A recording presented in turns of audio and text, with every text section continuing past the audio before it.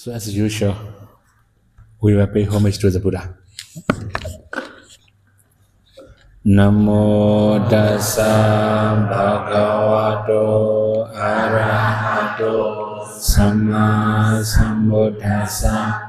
Namo tassa bhagavato arahato samma sambuddhassa. Namo tassa bhagavato arahato samma sambuddhassa. Today, as Ovada, we should remind Dhamma listeners. There are three types of Dhamma listeners.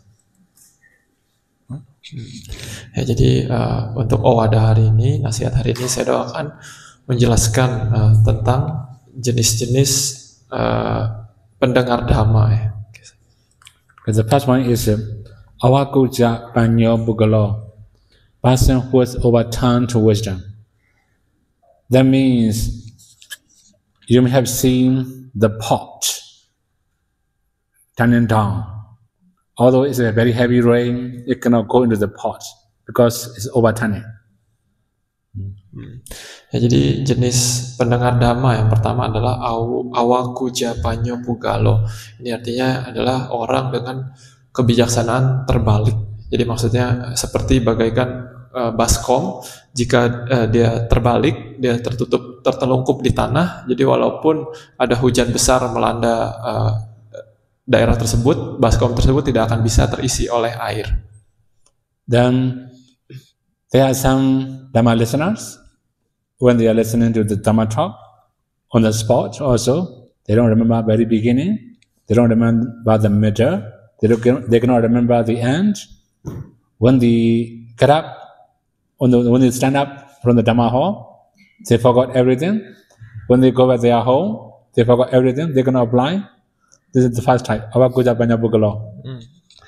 Ya, jadi maksudnya contohnya adalah seperti seseorang yang mendengarkan Dhamma, dia tidak mengingat bagian awal dari Dhamma talk-nya, tidak mengingat bagian tengah dari Dhamma talk-nya, tidak mengingat juga bagian akhir dari Dhamma talk-nya. Jadi setelah Dhamma talk selesai, dia berdiri, dia keluar dari Dhamma hall, semua sudah lupa, dan ketika pulang juga tidak dipraktekkan apa-apa. Nah, ini adalah jenis yang pertama ya, Awakuja Panyo Bugalo. Another one is Uchanga Panyo Bugalo, person who has lap like wisdom. Lap like wisdom means we may keep something on our lap when we are sitting, for example, right? When we stand up, we will drop. Similarly, there are some meditator, some listeners. When they are listening, they can remember the beginning, the middle, the end of discourses. But when they stand up, they forgot everything.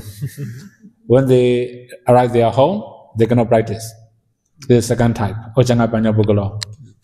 Ya, jenis pendengar Dhamma yang kedua adalah Uchanga Panyo Bugalo. Ini artinya adalah seperti orang yang kebijaksanaannya itu ditaruh di pangkuannya gitu ya. Jadi maksudnya kata saya mungkin kita contohnya kalau kita punya barang tertentu kadang kita taruh di pangkuan.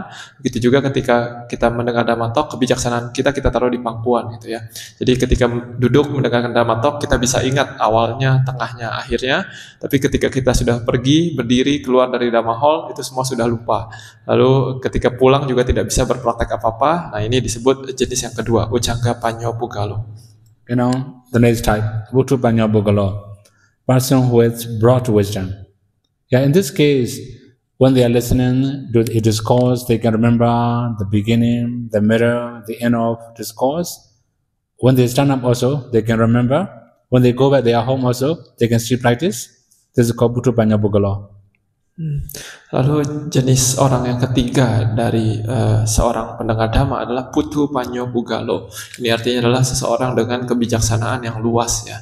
Jadi ketika dia mendengar Dhamma talk, dia bisa mengingat bagian tengah, awal dan akhir. Begitu juga ketika dia keluar dari Dhamma hall, dia masih bisa mengingat Dhamma talk yang ia dengar. Dan ketika pulang, dia pun bisa mempraktekkan apa yang ia dengar tersebut. Ini disebut jenis orang ketiga, Putu Panyo Bugalo. Okay, now we should introduce something about Buddha teaching. Most of the people, they are very easy to talk about anicca, dukkha, anatta. They are very easy to talk about nama rupa. So we cannot say Namarupa all the time. We cannot say Anicca Dukkha Anatta all the time. There's a condition. We must not say Anicca Dukkha Anatta or Namarupas. Ya, jadi Sayadaw akan menjelaskan sedikit tentang ajaran Buddha ya. Jadi di sini Sayadaw mengatakan di beberapa orang itu sangat mudah untuk mengajarkan anicca, dukkha, anatta. Beberapa orang sangat mudah untuk mengucapkan nama dan rupa gitu ya. Tapi kata Sayadaw sebenarnya tidak di semua kondisi kita itu cocok untuk mengajarkan anicca, dukkha, anatta ataupun nama rupa. Then we get the first one. Hirotapa Dibanatam, right? To illustrate moral shame and moral dread. So when the Buddha talk about moral shame and moral fear, is actually we have to understand as a concept. We cannot talk about namarupas. Ya, jadi contohnya ketika berbicara tentang topik yang pertama ini, kita tidak bisa berbicara tentang nama dan rupa karena kita sedang membicarakan konsep. Topik yang pertama adalah hirotapa di panathang ya. Artinya adalah Buddha mengajarkan dhamma kepada seseorang ini. Tujuan pertamanya, alasan pertamanya adalah untuk menggambarkan atau untuk membuat seseorang itu mengerti tentang rasa malu untuk berbuat jahat dan rasa takut akan akibat dari perbuatan jahat. Nah ini rasa malu dan rasa takut akan akibat perbuatan jahat ini adalah konsep. Jadi tidak bisa menggunakan nama dan rupa untuk menjelaskan ini. So you may have to know many things about Buddha's time. There are some ascetic. You may also have no naked ascetic. Naked, right? They don't wear any clothes. So they, in their teaching, everybody said, everybody is like human being, right? So if we wear the clothes, that means we are following our desire too much. Also, we are like protecting ourselves from the heat and cold too much. If we don't wear the clothes, then we have to accept all the heat and cold, everything. They have that kind of mindset. So then they don't have any heat or any uddhapa anymore. They don't wear the clothes. So most of the good people, they feel shame.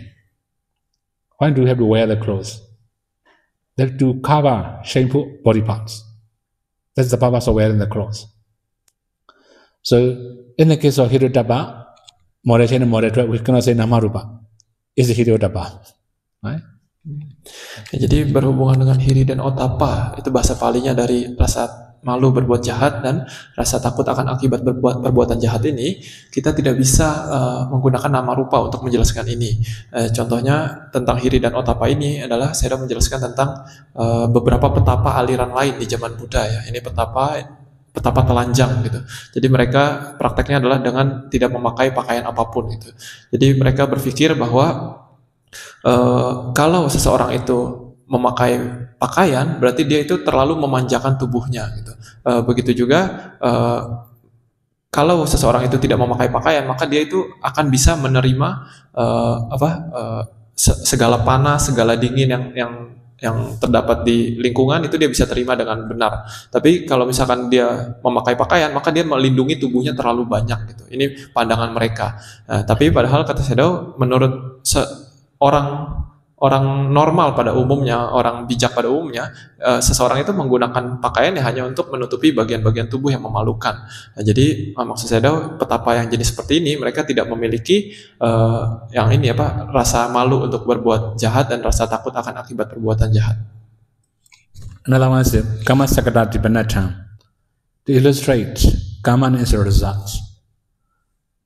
So here, when the Buddha talk about kusala kama and akusala kama, we cannot say namarupa. This is kusala kama.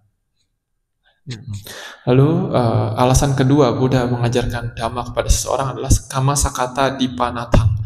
Ini artinya untuk menjelaskan, untuk menggambarkan tentang hukum kama dan akibat dari kama ya. Jadi ketika menjelaskan tentang kama ini, tentang kusala dan akusala yang bajik dan tidak bajik, ini tidak bisa menjelaskan menggunakan nama dan rupa karena ini adalah konsep. At the time of Buddha, there's some ascetics, non-Buddha ascetics. They have a wrong view. Okay, for your understanding, I should say easier way, right? There's no killing. When we kill some living beings with a knife, Might be also earth element. Body is also earth element, right? Earth element go into the earth element is not killing. Then what will happen? In the case of karma, we cannot say nama rupa. We cannot say four elements. We cannot say anicca dukkha anatta. Right? If we say anicca dukkha anatta, this is wrong. Ya, contohnya ketika di zaman Buddha ada juga aliran lain, betapa aliran lain yang memiliki pandangan bahwa ketika kita membunuh seseorang, menusuk seseorang dengan pisau, itu tidak ada yang namanya pembunuhan. Itu hanyalah elemen tanah bertemu dengan elemen tanah. Jadi pisau itu elemen tanah dimasukkan ke dalam tubuh juga elemen tanah. Jadi tidak ada hasil dari perbuatan gitu. Nah, jadi ketika seperti ini, ketika menjelaskan tentang hukum karma dan hasilnya, kita tidak bisa menggunakan nama dan rupa, misalkan dengan penjelasan elemen dan sebagainya. Karena kalau seperti itu nanti akan kacau gitu ya. Tapi untuk menjelaskan karma dan hukum karma dan akibatnya, kita harus menggunakan konsep. And now next one. Here, Pajada Burisa Kara Dipanatam to illustrate individual human effort. Okay, here in this case, okay, practically this monastery. Right? Who built this monastery? Then, if we say it's built by Nama Rupa, how will happen? Nobody can understand, right? It must be built by engineer and donors, so we can say like that, right? So, when we talk about people's effort, we don't need to talk about anicca dukkha anatta. We don't need to talk about Nama Rupas. Nah, lalu alasan ketiga Buddha mengajarkan sesuatu kepada seseorang adalah pacata purisakara dipanatang. Ini artinya adalah untuk menggambarkan usaha yang telah dilakukan oleh seseorang gitu ya.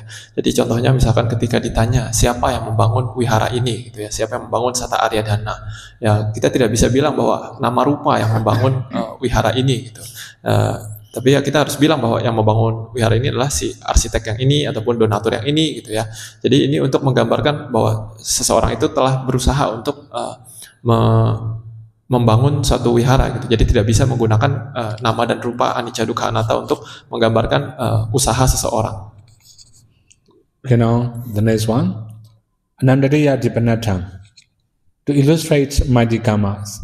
For example, killing father, killing mother. If we say there's no father, no mother, just nama rupa, how will happen?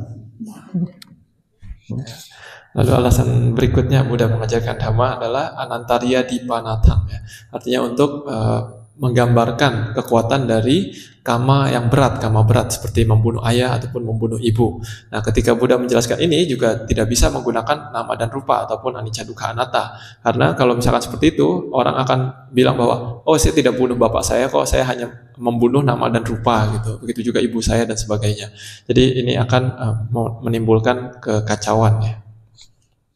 So, okay, we have to say something about Anandariya karma, right? Sometimes when we approach Nama Rupa too much, for example, like creating schism and Sangha, then this also can happen. There's a wrong view. Similarly, there can be many, many other wrong views also when we have this kind of mindset. If there's only Nama Rupa, it's partly truth. But we cannot understand Nama Rupa all the time. Sometimes we have to use conventional truth. Ya, jadi maksudnya kita kadang itu tidak bisa untuk selalu menggunakan nama dan rupa ya untuk menjelaskan sesuatu gitu. Jadi walaupun nama dan rupa ini ya benar adanya, tapi ketika di dalam masyarakat ya kita kadang harus menggunakan kebenaran konsep, kebenaran konvensional ya. Jadi contohnya ketika kalau kita memiliki salah paham seperti itu, kita hanya selalu menggunakan nama dan rupa, bisa saja kita memecah belah sangga gitu. Kita hanya bilang bahwa saya memecah belah nama dan rupa seperti itu. Jadi ini akan kurang baik gitu. And now next one is Brahma Vihara Dipanatam. To illustrate sublime violence. So here sublime violence means metta, karuna, mudita, upekha. When we are going to radiate metta, we don't radiate metta, right? May Nama Rupa be well and happy. We have to radiate living beings. It's not Nama Rupa. Nah, lalu alasan berikutnya Buddha mengajarkan seseorang adalah Brahma Vihara Dipanatang. Artinya untuk menggambarkan 4 kediaman luhur ya, yaitu Metta Karuna Mudita UPK. Jadi ketika menggambarkan Metta Karuna Mudita UPK ini juga kita tidak bisa menggunakan kebenaran nama dan rupa. Kita hanya harus menggunakan konsep. Jadi misalkan ketika kita memancarkan metta, kita tidak bisa bilang bahwa semoga nama dan rupa yang ini berbahagia gitu. Tapi kita harus menggunakan konsep, semoga makhluk yang ini berbahagia, semoga dewa yang ini berbahagia. Ini adalah konsep. Okay, here one more thing, right? So far we have already talked about 5. You can also imagine karma, right? When you think about mostly karma, right? Hirodapa and then karma, also manly effort or something. Then I remember one story. There's no story, this is really the event. He's one of the Paul Sharro's Dhamma friends. He passed away already. That Sharro was also a vegetarian. He lived in the forest monastery. He was supported by many devotees. One of the devotees is a Chinese descendant. He liked pork too much. So whenever he came to the monastery, he cooked pork. And he bring food to the monastery, he offer all the bhikkhu, except Sharro. The Sharro is a vegetarian. Right? Sharro also know his dayaga. How is his dayaga? One day Sharro asked him, today what do you bring for Sangha? Then that Kapiya don't want to say pork. Right? He just say, as you say, it's 4 elements. Right? Mostly that Sharro also talk about 4 elements, right? Yes, you say 4 elements. Sharro also had known already. Mostly whenever he came, he bring pork. Right? Then Sharro asked again, okay, when you go to the market, do you say, please give me 4 elements, or do you say, please give me pork? Right? Okay. Ya, berhubungan dengan yang tadi sudah dibahas ya, untuk menggambarkan beberapa hal yang tidak bisa digunakan penjelasan nama dan rupa. Sayadaw menceritakan satu cerita tentang temannya Paul Sayadaw-ji ya. Sudah meninggal temannya Paul Sayadaw-ji ini, bhikkhu juga ya, seorang Sayadaw. Nah, yang Sayadaw ini adalah seorang vegetarian. Dia seorang vegetarian dan dia memiliki seorang dayaka, seorang donatur yang keturunan Chinese. Nah, donatur keturunan Chinese ini dia sangat suka sekali dengan daging babi gitu ya. Jadi kapanpun dia datang ke wihara untuk mempersembahkan dana makanan, dia selalu bawa daging babi gitu ya. Nah, dia mempersembahkan daging babi ke semua bhikkhu kecuali Sayadaw-nya ini, karena dia tahu Sayadaw-nya ini adalah seorang vegetarian. Nah, lalu suatu hari si Sayadaw ini bertanya kepada si dayaka yang ini, kamu bawa apa hari ini? Kamu dana apa hari ini ke sangga? Gitu. Nah, tapi karena si dayaka ini nggak mau, terus terang maksudnya agak malu-malu, segan mungkin ya. Jadi si dayaka ini mengelak, dia bilang, ya saya cuma bawa 4 unsur saja hari ini, berdana 4 unsur saja. Gitu. Nah, tapi Sayadaw-nya juga tahu sebenarnya si dayaka ini selalu bawa daging babi ke wihara gitu ya. Lalu Sayadaw-nya bertanya kepada si dayaka ini, oke, kamu pas ke pasar, kamu minta ke tukangnya itu minta 4 elemen juga atau minta daging babi? So that means sometimes we misuse Buddhist tongue to cover our problem. You know? This is a bad habit already, right? Ya, jadi maksud Sayadaw kadang kita menggunakan istilah-istilah Buddhis ini untuk menutupi kesalahan-kesalahan kita sendiri. Gitu. Jadi ini adalah kebiasaan yang kurang baik. Okay. Then again, we have to move next one, right? Pavinivasa Dipanatang, to illustrate recollection of past lives. So here in this case, when we talk about past lives, for example, in the past life, Bodhisattva was Sumedha. We have to understand as a Sumedha. We don't need to understand as Namarupa.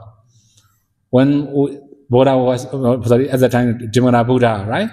We must understand Dipangara Buddha. We're going to understand as a Namarupa. If we say Namarupa, we're going to understand anymore. Right?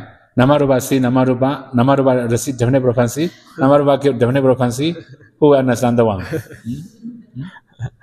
Ya, lalu alasan berikutnya Buddha, maksudnya kondisi berikutnya di mana kita tidak bisa menggunakan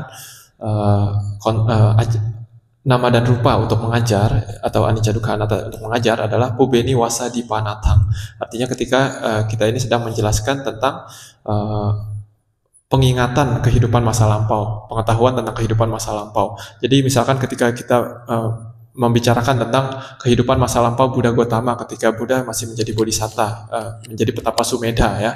Di situ kita harus menggunakan konsep bahwa orang ini adalah petapa Sumedha, bukan nama dan rupa. Begitu juga petapa Sumedha pada saat itu mendapatkan ramalan pasti dari Buddha Dipankara. Kita juga tidak bisa bilang bahwa petapa Sumedha mendapatkan ramalan pasti dari nama dan rupa. Kalau semuanya digunakan nama dan rupa, kita akan bingung. Petapa nama dan rupa mendapatkan ramalan dari nama dan rupa. Lalu nama dan rupa ini menjadi nama rupa yang itu. Ini akan menjadi kita tidak akan mengerti apa yang disampaikan. Surely, if we say more than that also possible, right? Nama rupa produces by intimation. Another nama rupa has aromatic process. Right? Now you can understand what is the first meaning, right? Ya, kalau mau menggunakan konsep menggunakan paramata, maksudnya kebenaran hakiki untuk menjelaskan segala sesuatu, kita akan bingung gitu. Contohnya kalau mau semuanya digunakan kebenaran hakiki, bisa dibilang bahwa nama dan rupa yang ini dia melakukan suatu gerakan isyarat ucapan gitu ya. Lalu nama dan rupa yang itu muncullah suatu proses kesadaran pendengaran dan sebagainya. Ini akan jadi lebih rumit dan tidak ada yang akan mengerti. Okay, so this is about Bhuvanivasa, right? Again, we have another one. Dakkhina Visuddhi Dipanatam, to illustrate purity of offerings. So, for example, when we do dana also, we may have many qualifications.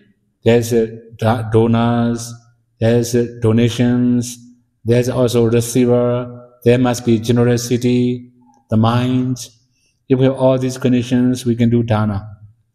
So then we can also say another way, donor must be pure, receiver must be pure, also donation must be obtained by right livelihood, also generosity must be pure, without any expectation, anything in return. When we have this kind of mindset, then this is pure dana. Right? When we are going to talk about this, we can also say donation is also nama rupa mostly, right? For example, today, upon a flower, this is a rupa. Right?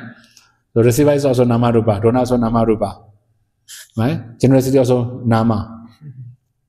So if we say just nama rupa, this is not correct.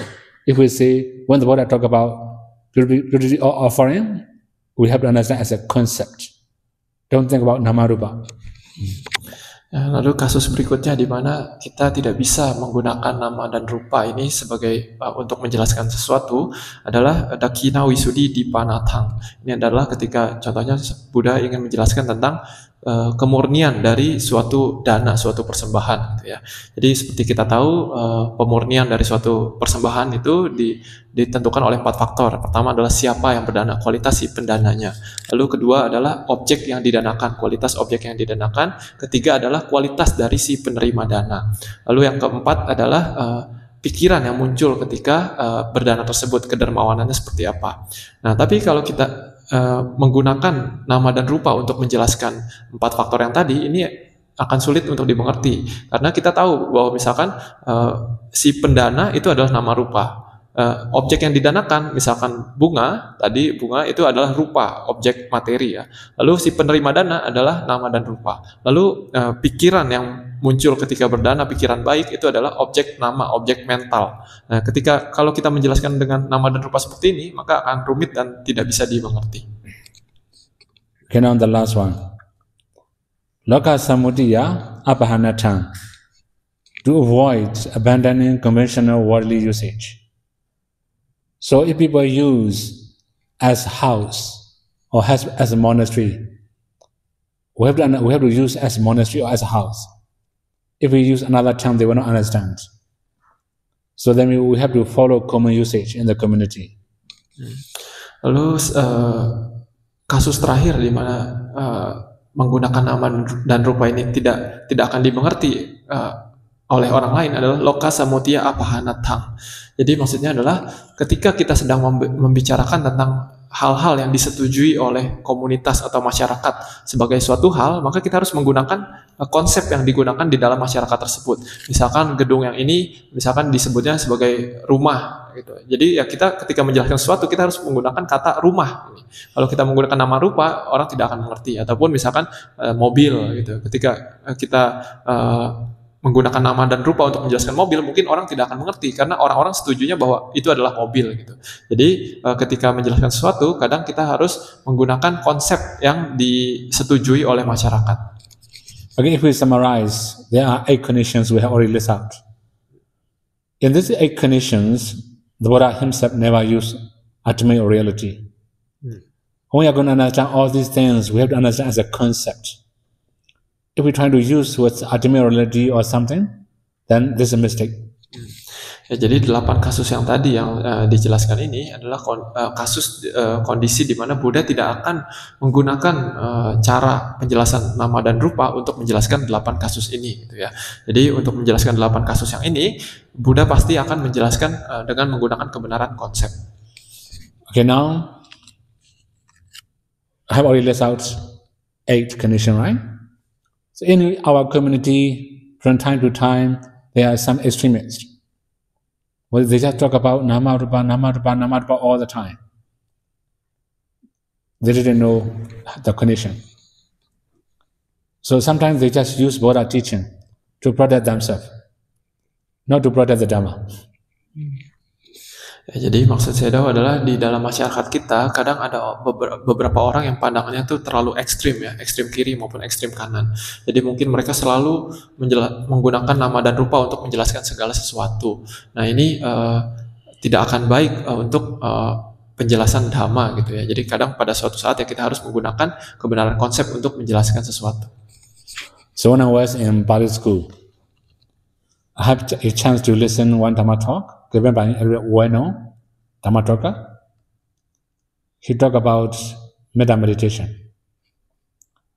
When you start meditating metta, you start with Ha-awiro ho-mi, may me free from danger.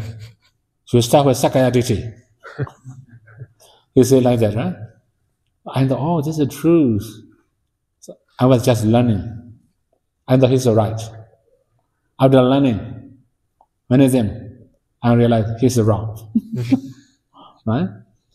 So then when we meditate metta, we cannot say Sakaya Ditti. This is the metta. We must use concept, living beings.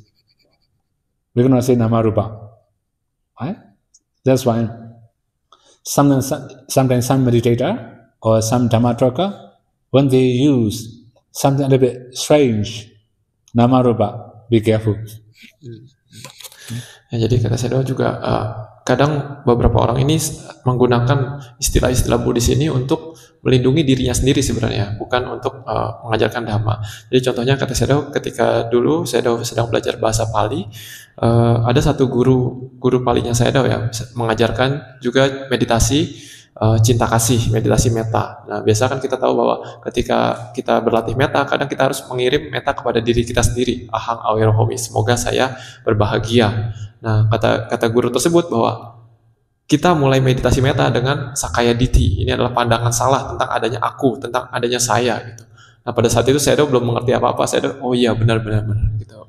Masih terima-terima aja. Tapi setelah saya belajar lebih lanjut, lebih dewasa mungkin, saya baru mengerti, oh ternyata sebenarnya guru itu salah gitu. Karena ketika kita melakukan meditasi metta, itu bukan Sakaya Ditti, bukan pandangan salah, tapi semata-mata kita hanya menggunakan kebenaran konsep untuk melakukan meditasi metta. Jadi kata saya kalau misalkan ada Dhamma Duta yang menggunakan istilah-istilah yang terlalu rumit, misalkan selalu menggunakan nama dan rupa, itu kita harus hati-hati juga. Okay, one more thing. Sometimes in our community, then they are still using concepts, but they are also doing vipassana. In reality, when we are practicing vipassana, we must understand ultimate truth, ultimate reality. It must be nama-rupas. But when we are living in normal daily life, when we're speaking, or when using many other daily activities, we must use concept. Otherwise, People will misunderstand. Ya, begitu juga sebaliknya ketika kita berlatih Vipassana, pada saat itu kita tidak bisa menggunakan kebenaran konsep gitu. Ada orang yang menggunakan objek konsep untuk berlatih Vipassana. Ini kurang tepat kata saya. Karena ketika berlatih Vipassana, objeknya adalah nama dan rupa. Objeknya adalah kebenaran yang hakiki ya. Tapi ketika kita hidup di masyarakat dalam kehidupan sehari-hari, aktivitas sehari-hari, ya kita harus menggunakan kebenaran konsep itu gitu ya. Jadi jangan dicampur aduk. Okay, I'll give one example about Panatipada. Okay? So when we talk about Panatipada, Buddha also say killing living being. It's a living being, not Namarupa. We have to understand a living being. So if we want to understand as ultimate reality, we must be able to know life faculty. Without knowing life faculty, we cannot know Panatipada as ultimate reality. Ya, jadi contoh lain yang saya kasih tentang penggunaan nama rupa maupun konsep ini adalah tentang sila ya, sila Panatipata contohnya. Panatipata adalah kita menghindari diri dari pembunuhan makhluk hidup. Nah itu makhluk hidup, itu adalah konsep bahwa ada sesuatu namanya makhluk hidup. Jadi ini adalah kebenaran konsep ya. Jadi bahkan ketika Buddha menjelaskan tentang sila, Buddha menggunakan kebenaran konsep, bukan menggunakan membunuh nama dan rupa misalkan seperti itu. Karena kalau misalkan Buddha ingin menggunakan kebenaran hakiki nama dan rupa, maka sebenarnya yang harus dicari itu adalah daya hidupnya, itu adalah materi daya hidupnya dari suatu di objek rupanya itu adalah materi daya hidupnya. Tapi Buddha tidak menggunakan ini. Buddha menggunakan kebenaran konsep untuk menjelaskan sila yang pertama itu. So, without knowing ultimate reality, if we just say Namarupa too much, if we just talk Namarupa too much, right? Very messy. You can imagine, Namarupa hit Namarupa. Right? Right? Very messy, right? Then what will be the value of morality? Then people can misunderstand. Similarly, Adina Dana. Adina Adhana. Adina means ungiven. I cannot give my Namarupa to you also, right? Adhana means taken. It must be other people's belonging. It's not Namarupa. Right? If we say Namarupa, it will be very messy. I just touch Namarupa. Right? I don't say I just touch Namarupa. I just move Namarupa. Right? Then it will be very messy, right? That is why we cannot say Namarupa all the time. In our daily life, to protect morality, we have to use concept. If we use Namarupa, then there can be many misunderstandings. Ya, jadi kalau kita selalu hanya menggunakan kebenaran nama dan rupa ini, kebenaran hakiki ini dalam kehidupan sehari-hari, maka akan kacau gitu ya. Jadi contohnya misalkan kita selalu menggunakan nama dan rupa ini, kita bilang, oh ada sebuah nama rupa memukul nama rupa yang lain. Gitu. Kalau seperti itu akan kacau dan nanti kesusilaan ataupun rasa moral dalam suatu masyarakat itu ya tidak akan jelas karena semuanya dijelaskan dengan nama rupa, tidak akan bisa dimengerti apa yang disebut moralitas dan sebagainya gitu ya. Jadi contohnya lagi saya mencontohkan adina dana. Adina dana ini terdiri dari dua kata, adina dan adana. Adina artinya adalah tidak diberikan. Itu adalah barang misalkan gitu ya. Lalu adana adalah mengambil yang tidak diberikan. Lalu kalau kita selalu menggunakan kebenaran hakiki nama dan rupa ini untuk menjelaskan sesuatu, kita bisa bilang bahwa bukan saya mengambil nama dan rupa yang mengambil misalnya kayak gitu, ataupun yang barang yang diambilnya itu bukan barang dia kok, itu hanyalah nama dan rupa gitu. Saya hanya menggeser nama dan rupa dan sebagainya. Jadi dalam kehidupan bermasyarakat kadang kita tidak bisa selalu menggunakan kebenaran hakiki ini. Kadang kita harus menggunakan kebenaran konsep agar harga ataupun nilai dari moralitas itu bisa diterima di masyarakat. Okay, so that means when we are going to listen Dhamma talk also, we have to understand two different things. This is ultimate reality or this is a concept. Some Dhamma talk, the word I just use concept. We have to understand as a concept. If we're trying to analyze as ultimate reality, it will be very messy. Again, sometimes the word I use ultimate truth. For example, Anatta Lakkhana Sutta. What I just say, 5 aggregate in the past, in the present, in the future, internally, externally, right? The 11 categories. After that, Anicca Dukkha Anatta. In this kind of case, we have to understand as an ultimate reality. If we understand this body is a rupa khanda, this is not 100% truth, right? So we have to understand different materiality in this body, different types of mentalities that arising. If we can know everything in detail, we can understand as a 5 aggregate. So based on Nama Rupa, we can understand 5 aggregate. So there can be many other similar teachings. So we have to divide into 2 different groups: conceptual Dhamma talk and ultimate Dhamma talk. Ya, jadi saya udah bilang bahwa ketika kita mendengar suatu Dhamma talk, juga kita harus bisa melihat dari 2 sisi itu ya. Sisi apakah yang dijelaskan ini sedang menjelaskan tentang kebenaran konsep ataukah kebenaran hakiki gitu ya. Jadi saya udah mengatakan di beberapa sutta Buddha yang sedang menjelaskan kebenaran konsep. Buddha menggunakan juga hal-hal yang konsep gitu ya. Jadi pada saat itu ya kita tidak perlu menganalisa terlalu banyak. Oh, apa nama rupanya di situ? Tidak perlu, karena Buddha sedang menjelaskan sesuatu yang konsep. Tapi di beberapa sutta lain Buddha menggunakan kebenaran hakiki. Contohnya di dalam Anatta Lakkhana Sutta ya, sutta tentang ciri-ciri tanpa diri, tanpa aku. Di situ Buddha membahas semuanya tentang kebenaran yang hakiki, misalkan tentang pancakkhanda ataupun 5 agregat di masa lalu, masa depan maupun masa sekarang, semuanya itu anatta misalkan. Nah, pada saat itu ya kita harus mengerti apa yang Buddha sampaikan itu sebagai kebenaran hakiki, sebagai nama dan rupa. Nah, tapi ketika kita misalkan merenungkan tubuh ini, ya kita tidak cukup hanya merenungkan sebagai oh tubuh ini rupa gitu, tapi ya kita harus melihat tubuh ini rupa dan juga ada mental ataupun nama yang muncul dari landasan rupa tersebut. Jadi intinya ketika kita mendengarkan suatu Dhamma talk, kita harus bisa mengerti dari 2 sisi ini, sisi kebenaran konsep dan sisi kebenaran hakiki. Okay, one more step. When we talk about Vinaya, very serious already, right? We're going to talk about Nama Rupa anymore. This is a Vinaya. We're going to talk about Rajan and Parishan also. We're going to talk about Anicca Dukkha Anatta. This is the Vinaya rules. Ya, lalu yang terakhir saya ingin menjelaskan juga tentang Vinaya ya. Ketika berbicara tentang Vinaya, ini juga kita tidak bisa menggunakan penjelasan nama dan rupa, karena Vinaya ini ya peraturan para bhikkhu gitu ya. Jadi ketika menjelaskan Vinaya tidak bisa menggunakan penjelasan nama rupa, tidak bisa menjelaskan menggunakan Anicca Dukkha Anatta ataupun menggunakan penjelasan kemunculan dan kelenyapan, itu tidak bisa, harus dimengerti sebagai konsep. So we have 3 Pitaka, right?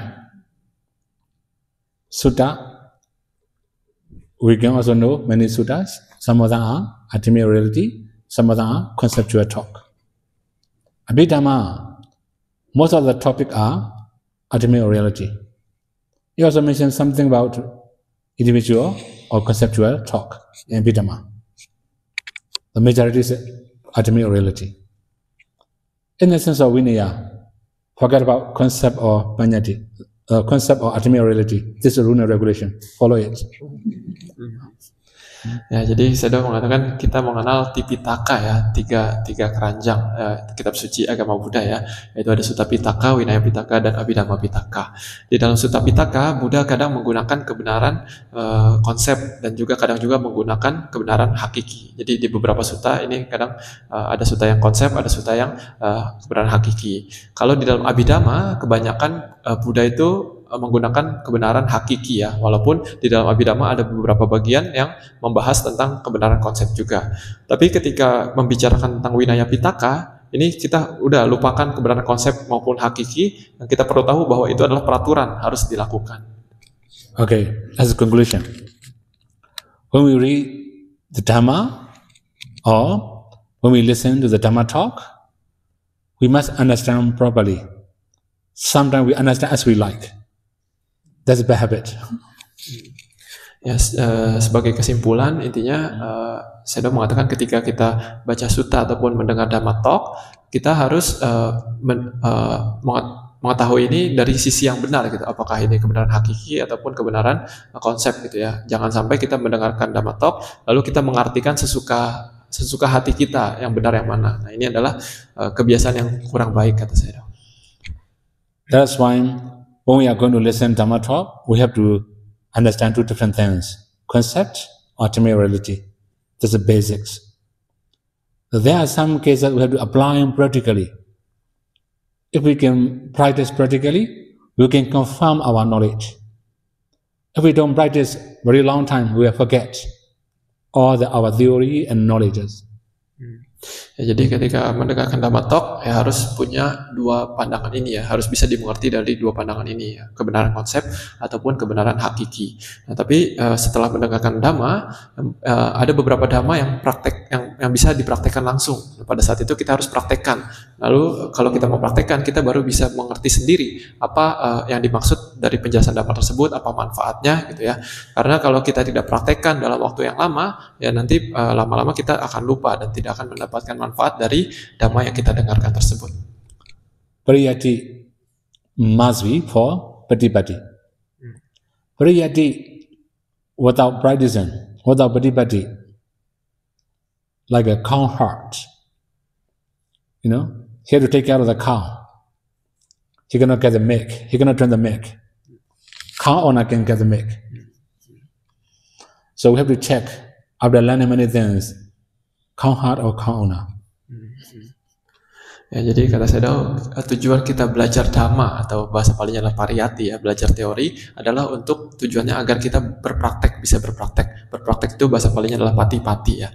Jadi kalau kita belajar tapi tidak mempraktekkan apa yang kita pelajari, itu perumpamannya seperti kita adalah gembala sapi gitu ya, gembala sapi milik orang lain gitu. Jadi seorang gembala sapi tidak bisa menikmati susu dari sapinya ataupun mendapatkan uang dari sapinya itu. Tapi kalau misalkan pemilik dari sapi tersebut, ya dia bisa mendapatkan susu sapi ataupun mendapatkan keuntungan dari sapi tersebut. Nah, jadi saya bilang kita coba cek kita ini gembala sapi atau pemilik sapi. Similarly, patipati, we practicing, right? Without learning, very dangerous. Like a blind elephant going around the forest. Without seeing anything, it will hit the tree. Keep paying again. Keep going, hit another tree. Pain again. Go another place, hit another tree. Pain again. Just pain is okay, not that serious. If fall down the mountain cliff, it will just penalty, naturally. Ya, begitu juga sebaliknya praktek tanpa belajar, jadi pati-pati tanpa pariyati itu juga sama bahayanya ya. Jadi kalau kita berpraktek tanpa memiliki pengetahuan yang jelas, itu perumpamannya bagaikan gajah yang buta ya, yang berkeliaran di hutan gitu. Maka dia akan menabrak sana dan sini, ke sini nabrak pohon, ke sana nabrak pohon. Jadi akan mengalami penderitaan yang banyak. Tapi kalau hanya nabrak pohon mungkin tidak terlalu serius, tidak terlalu parah ya. Tapi kalau misalkan dia sampai jatuh ke jurang misalkan, ya gajahnya langsung mati. Nah, ini maksudnya akan fatal kalau kita belajar, kalau kita berpraktek tanpa memiliki pengetahuan. That is why we must learn for practice. We must practice as we learn. So learning without practicing also not useful. Practicing without learning is also very dangerous. We must balance this too. Ya, jadi intinya adalah kita ketika setelah belajar kita harus mempraktekkan apa yang kita pelajari, dan sebelum kita berpraktek kita harus mempelajari dulu sesuatu bagaimana cara berprakteknya dengan benar. Karena seperti yang tadi dijelaskan, kalau kita berpraktek tapi kalau kita belajar tanpa berpraktek, maka yang kita pelajari itu sia-sia. Tapi begitu juga ketika kita berpraktek tanpa memiliki landasan pengetahuan yang cukup, maka itu akan sangat berbahaya. Jadi kita harus menyeimbangkan dua ini, yaitu belajar dan berpraktek. Okay, so may you all be able to learn and then practice as taught by the Buddha. Saya berharap semoga kita bisa belajar dengan baik dan berpraktek Dhamma sesuai dengan apa yang Buddha ajarkan.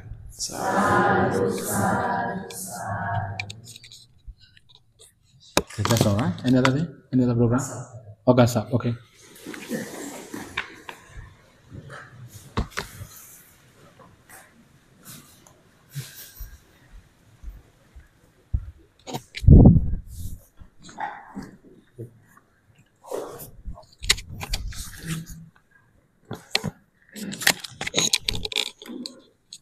Mari kita sama-sama melakukan okasa.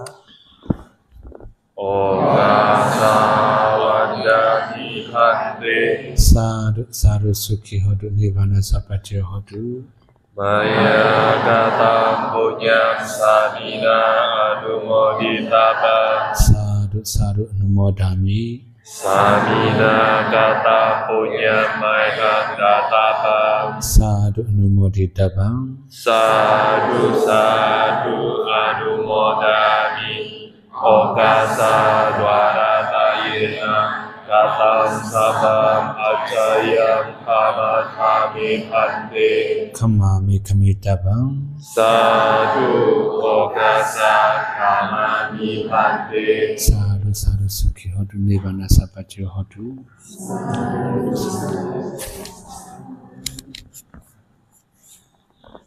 Sering Mary. Share a minute. How do you say? Sering. After sering Mary. Okay, okay. So now we can share together, right?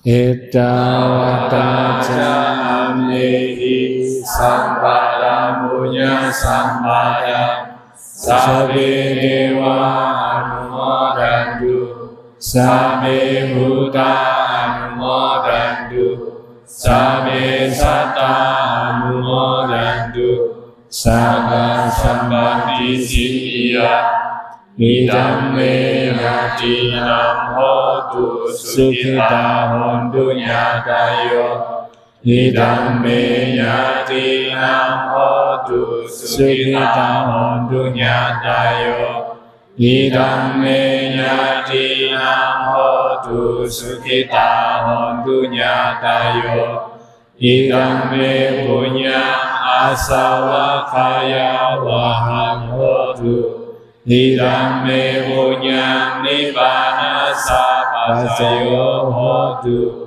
mama punya bhagam sabasatanam bhajemi desa me samam punya bhagam lavandu sadhu sadhu sadhu.